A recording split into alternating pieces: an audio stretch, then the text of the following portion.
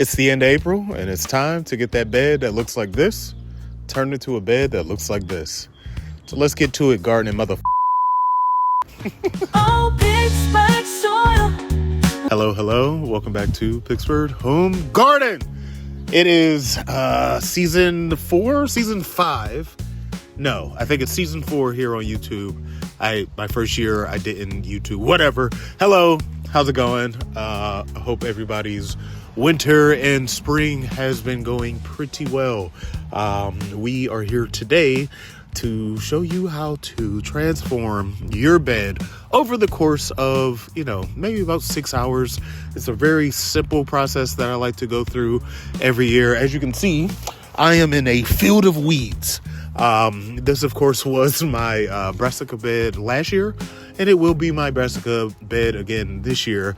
But, of course, we have a lot of growth that was not intended for. I have actually been taking very lax approach to the garden, but don't get it twisted. Inside the house is well over 100 little seedlings ready for their time outside. But first, we have to get the bed together. So if you are dealing with, an old space that you are thinking about turning into a garden bed, or you have an old garden bed from, previous owners or previous summers that, you just been kind of kicking the can on, this is your time to actually get out here and, do the business. And really all you need, is a couple simple tools, very cheap process I'm going to go through. But first, of course, we are going to mow down all of these weeds and, really take care of this space. Real quick before I do actually mow these down, as you can see, I do have a lot of stalks here in the yard, and these are from my kale plants last year that I just kind of, let go through the winter. I'm going to actually chop these babies down so they can better fit inside of, the actual lawn mower once they get chopped down, because all of this good green can be put to use after you get done mowing it down. So chopping down the stalks actually didn't do anything except for create a mess underneath the lawnmower. So if you are going to, straighten out a bed who has some old stalks in it, it's better to just take the stalks out, throw them in your compost pile, and maybe, chop them up with the shovel. But of course, here we are at the compost pile, in which I'm going to put all my grass clippings. This is a excellent time to start your little compost pile. I know online there tends to be this notion that you need to have some type of device, some type of storage pallet unit that you use to work your compost, but you actually don't. I've never had one, and I get compost every year. I actually just scooped up a nice big old wheelbarrow of my compost not too long ago, and that was just all of my extras from last year, and I'm going to do the same thing this year. So if you haven't had a compost pile, and you're reflipping your bed right now, this is an excellent time to start one. Of course, you want to put down your browns. You want to get, nice woody material from your yard. Put that in there. Of course, I am going now to add the green material. And throughout the season, there will be pieces of vegetables, fruits, all that stuff that will, compost down over the season. And by next year, you'll be thanking yourself that you began this season by starting out something so easy. All right, so now is a perfect time for you to make sure you have taken your pain medication.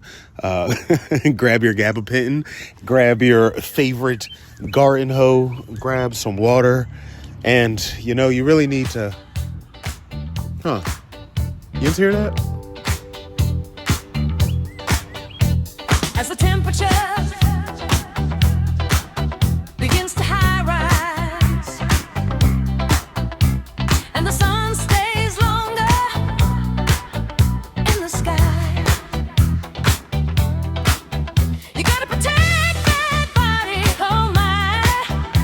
So to get that sun out your eyes, get the last garden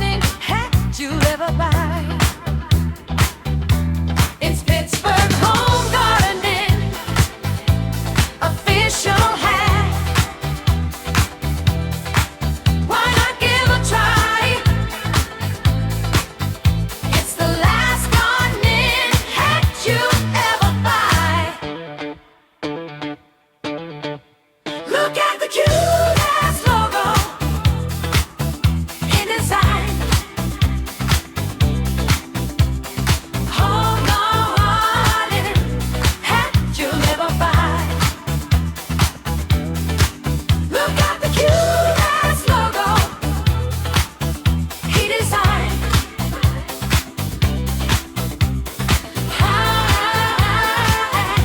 Hat you'll never find.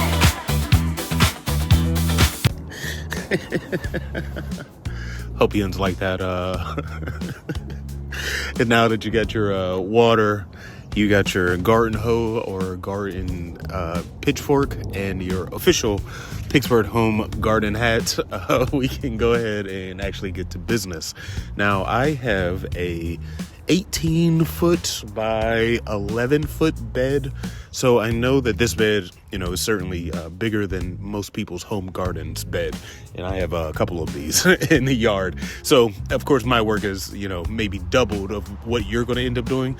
But with whatever tool you're going to use, essentially, you are going to scrape off all of this topsoil.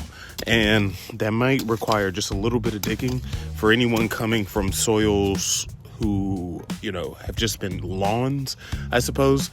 You need to actually get in, cut out blocks, and take off that top layer of sod. But for anybody like myself who is, just dealing with an old bed who has gotten overgrown and taken over, this is an excellent time to actually redesign everything as you, are taking out this top layer of soil, which is, very shallow. Even your, larger clumps are still like very shallow rooted. And like I said, this is an excellent time to actually redesign. Last year, I was going with more of a horizontal style, whereas this year I want 18-foot long, probably more like 16 feet long rows of just like veggies. You want to space out enough space to where you're going to be able to comfortably walk and, work in. I would love to, be able to feel from edge to edge with vegetables and things that I hope will make it, but that's not the reality because it wouldn't be comfortable to actually get in here and work. So I am going to leave kind of a bit of a living row, as they say, where I'm not going to necessarily take up all the grass in my walking paths because it actually just kind of helps out with weeds. Also, for anybody who has bad allergies, make sure you took your allergy pills today because I didn't and I'm suffering. I feel like it sounds like I can't breathe because I can't really breathe. But I'm going to space out some rows, see how many I could get in here. I think I could get 4 very comfortable rows, and then actually do the hard work and start pickaxing or forking the soil, whichever tool that you may have to use. Ooh, man, it is definitely a bit of effort scraping the top part of soil, even when you're not dealing with grass. So if you're starting a brand new garden bed from grass, you certainly have, my thoughts and prayers, basically. But now that the hard work is over, I am going to stay on that notion because we are moving on to the next step, which is honestly one of the most important steps, honestly, if not the most important step, and it is aerating and adding nutrients to your soil. And of course, you do that with compost and perlite. This is the time in years past where I'll tell you to get your broad fork, go into the ground, take a big step and just kind of lift the soil a bit, because what you're looking for is to aerate the soil now, especially if you stay up north like I do. Your soil is pretty compacted, strictly from the wintertime, from the growth of all these like new grass roots. It's pretty hard. And if you try to just plant inside of this soil without aeration, it'll be pretty difficult for your plants to actually get their roots down and actually spread them. But instead of going with a broad fork, this year I'm doing everything with this baby. This is a $10 auger bit, AUGER, and this thing is awesome. It purposely goes down, well, you probably want to tighten up your drill bit before you turn on the camera, but usually this thing would work like a goddamn charm. Ugh. Let me get this thing out. Let's try that again.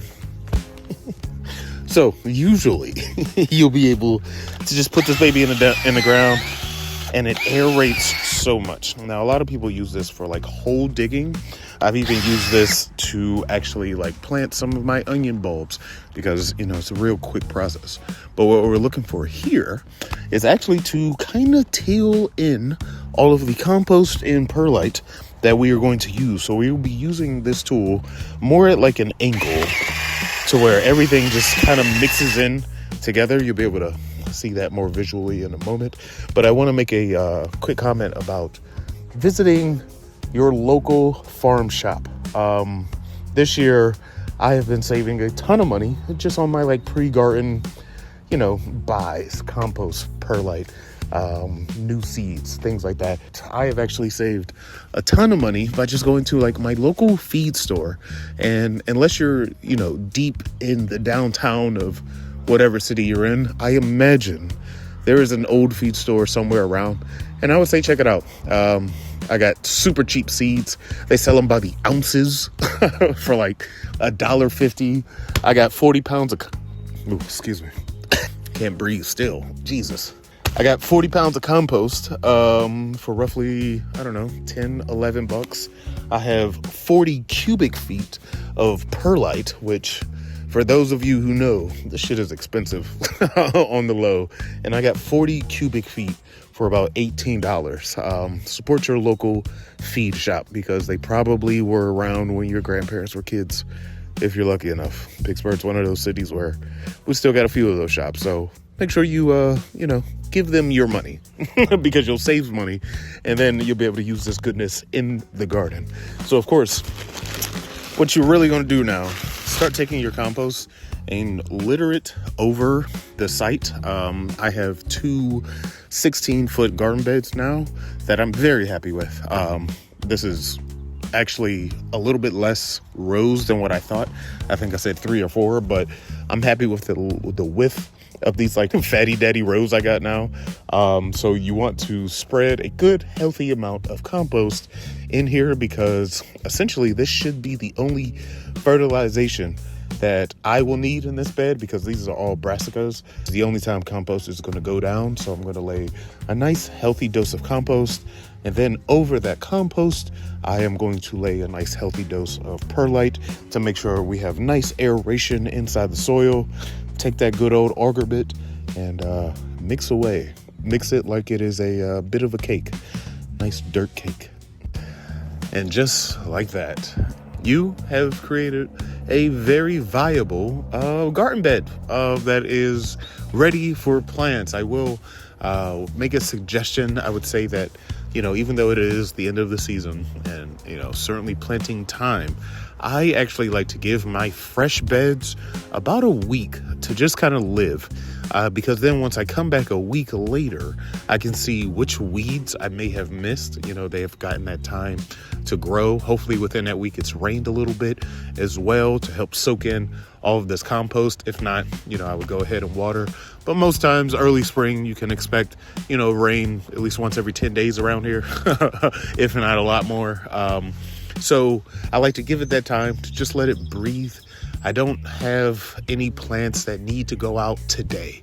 All of the brassicas that, will certainly be coming in this bed can go, another week of just kind of hardening off. We are in that weird period here in Zone 6A where we have 70-degree days and 35-degree nights like it will be tonight. So, no rush in the garden to get my summer heavy plants out, of course. But within the next 7 days, I will get my brassicas in here and we will have, proper production going on in the mother bertha bed once more. I certainly need to make a couple purchases, to tie up some of the animal prevention. I'm going to get a nice big old shade cloth to put on top because the summer is looking like it could be pretty intense and I want my babies to do well. Can you hear that plane? I feel like it's so loud. Back on YouTube. I'm here. It's been fun, getting this first kind of, very focused episode. I've been shooting 2-3 other episodes all at the same time. And I'm sure this will probably be the first one that comes out. So let me, on this video, be the first to tell you, your season is going to be very fruitful. Your season is going to be very, very productive. You are 1 year smarter. You are 1 year older. You know what you're doing. And if you don't know what you're doing, well, I got a ton of videos to help you out. So if you would like to support the channel, please, like and subscribe, do all the business. If you want to support me by myself, this is a very, one-person team. I don't have private investors or any other channel helping me out on anything. So any type of purchase you make from me, like the wonderful gardening hat or last year's version of the coloring book, certainly appreciate. All money will go to my light bill. I don't know, my water bill, some real world shit. I pride myself on being a creator that, feels like they could be your neighbor. I don't have anything special going on in this yard, just a lot of hard work and a lot of determination. And I hope you do too over this next growing season. So I will see you very soon. Appreciate you as always. Welcome back to Pittsburgh Home Garden, Season 5. See you next week. Oh, Pittsburgh soil,